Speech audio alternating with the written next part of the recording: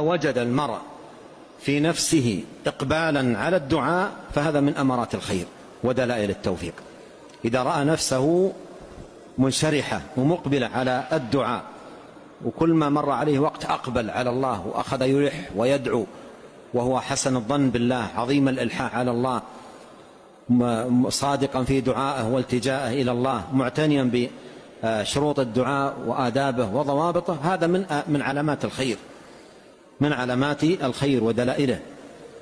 إذا وفق العبد، وإذا حرم الدعاء حرم الخير.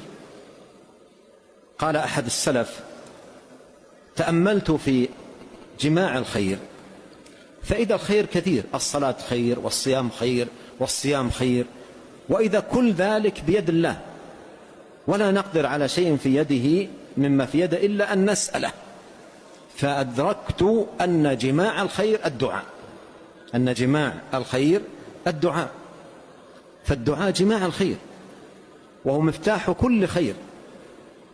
فإذا حرم المرء الدعاء حرم الخير، وإذا وفق وشرح صدره للدعاء فهذا من أمارات الخير ودلائل التوفيق. والله سبحانه وتعالى يحب الدعاء ويرضى عن الداعين. وفي هذا الحديث وقد تقدم معنا: من لم يسأل الله يغضب عليه.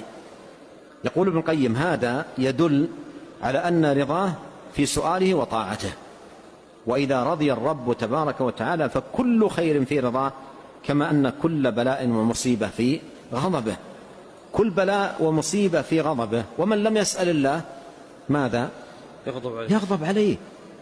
إذن ينبغي على العبد أن لا يهجر الدعاء، ولا يليق بالعبد أن يهجر الدعاء، بل الجدير بالمسلم أن يكون قريبا من الدعاء في كل وقت، يقبل على الله ويدعو: يا رب يا رب، يلح على الله سبحانه وتعالى.